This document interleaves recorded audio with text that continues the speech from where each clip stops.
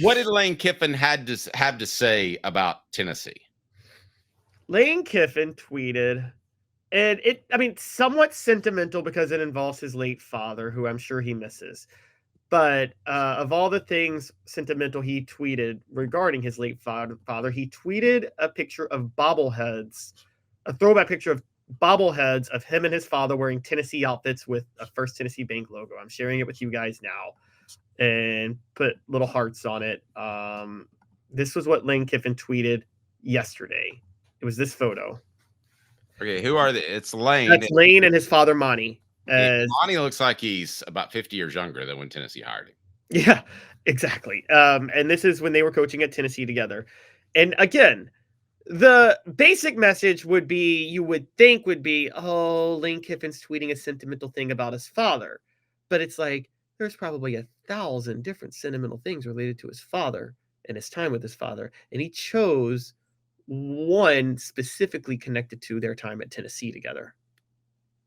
Okay, I don't believe that this is a coincidence. I believe there are 3 jobs that Lane Kiffin believes he can get, and he would take in a heartbeat. I think it's LSU, I think it's Florida, I think it's Tennessee. If Josh Heupel, if he were to be named the head coach of the Dallas Cowboys tomorrow, Lane Kiffin would call Jimmy Sexton and get involved in that coaching search. My question, and we're going to make it a poll question, would you ever hire Lane Kiffin back? What do you think most fans will say? Don't give me your take, because I certainly would. I'm not emotionally tied, though, like a lot of our listeners and viewers. I would no question. I mean, that's a cinch. I think he's that good of an offensive coach. But do you think the fan base would? I'm going to say no, but I'm going to put it up as a poll question.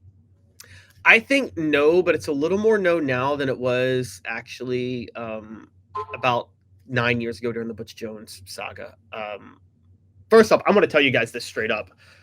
Dave, you're more tied in, so you probably know this better than I do. With that whole Schiano disaster coaching search, I kind of know from a couple people Lane Kiffin was really seeing if he could get that job back at Tennessee. Yeah, it wouldn't surprise me. I think he's been involved in all of them. He would have been at FAU, right? He was going to FAU at the time. He was at FAU. He was at Florida Atlantic, and he had just won the Conference USA title at Florida Atlantic.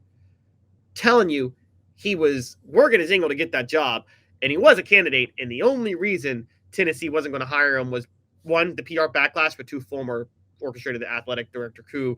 There was a negative 75%. There was a negative 1,000% chance Philip Fulmer would ever hire Lane Kiffin for anything. Well, yeah, let's remember this too. Lane Kiffin, I mean, this is just a fact. He angled for the Tennessee job while there was still a coach in place. Now, coaches typically in their fraternity, they very much, Caleb, say that is not the direction to go. You don't go shooting for somebody's job. But I can tell you he did. And he leveraged the Washington job for Tennessee to get Fulmer fired in the middle of the season. So factor that in when you fill in the poll question. And the poll question is, wow, 50-50 right down the middle. Would you ever hire Lane back? Yes, too good of a coach. No, just too painful. That's pretty strong. The poll question continues, brought to you by Double D Piping. Double D Piping provides full-service fire protection on any scale. From residential homes to government facilities, we can assist any customer through design, fabrication, installation, inspection, and demonstration of fire suppression systems. With 30 years of service across 5 states and a full staff with over 40 years experience, our quality can't be beaten. Don't get caught watching what you could have prevented. Call Double D Piping. Okay, some that's cropping up on the message board. I want to go ahead and shoot it right down. Guys, if Lane Kiffin ever came back to Tennessee, he would not leave until he won a championship and maybe the NFL came calling. Okay, he realizes what has happened. You've got to trust me.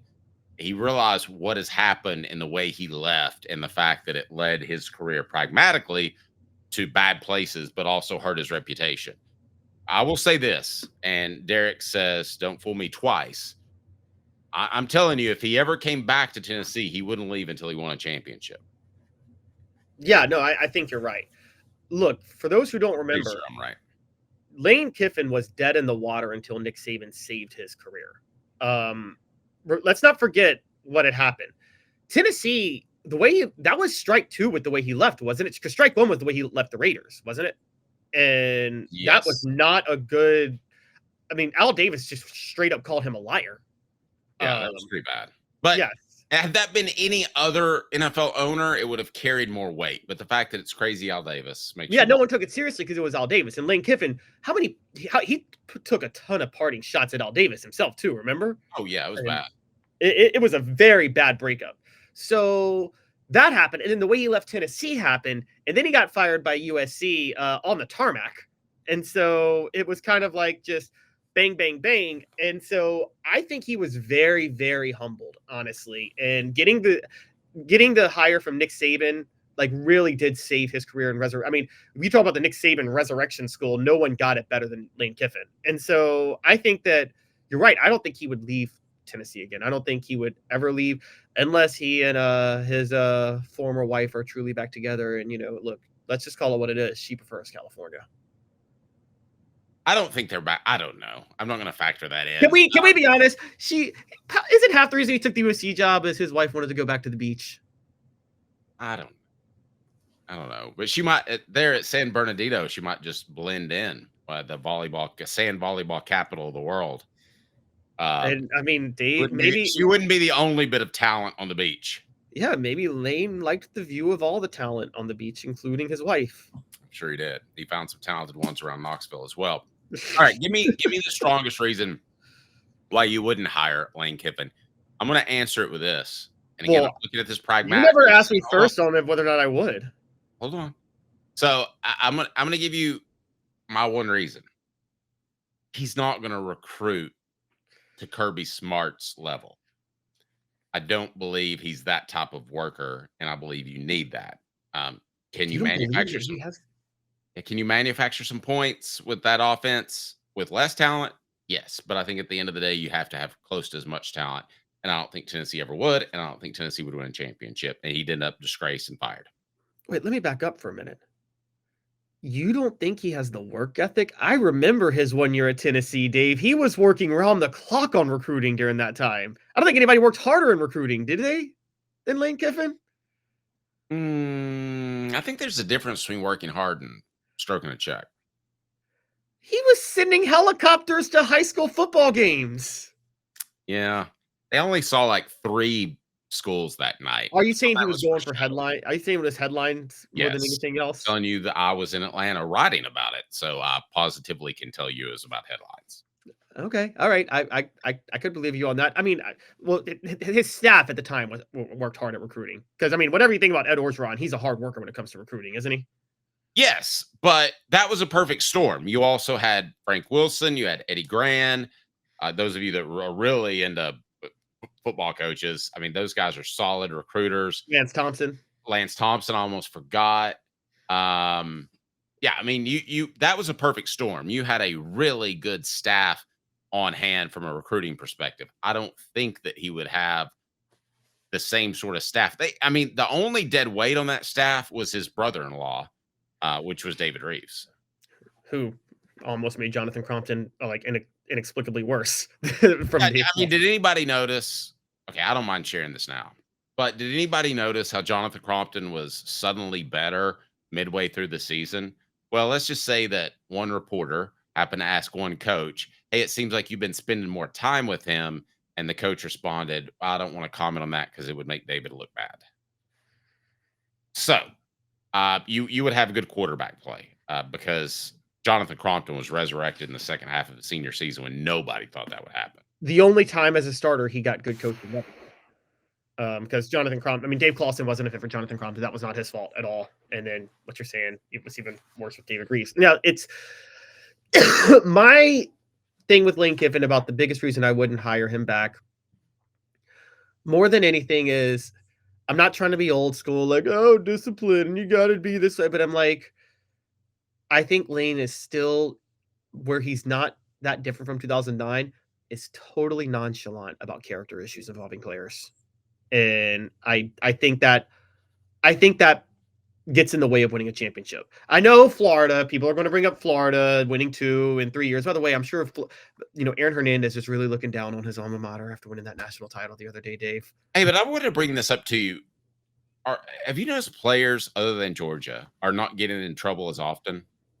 Do you think that maybe there's less backlash because I'm not getting paid and you're getting paid $4 million as my coach, and I've also got my reputation to look out for? I mean, at the end of the day, you can make somebody run or you can suspend them for the game, but most people are going to be more affected by what? Money, right? So if you go out there and you do something stupid, you're going to lose that Mercedes-Benz sponsorship, and you don't want to do that. That's a good point. No, I think that's a great point. I think that is something about why less players are getting in trouble. But like, there's still chemistry factors involved. And I don't think Lane Kiffin's never going to have. I mean, maybe he will though. I mean, do you think he can have a team of like just bad boys that feed off being like the bad guys, and then they feed off that, and that's how they go win a title? Like think the 80s Hurricanes? I think it could go either way. Let's use basketball. Auburn's basketball team got in a fight during a flight one time, and they ended up making the Final Four. Kansas's basketball team never got along, and they ended up falling apart in the second round. So it can go either way. And that's the thing. That would be my one reservation with Lane Kiffin, but I can't say for sure it would work against him. I break with you because like, I do think Lane would he would work hard, or he would make sure people around him worked hard in recruiting. And I mean, God, can I say this? I prefer his offensive mind to Josh Heupel's.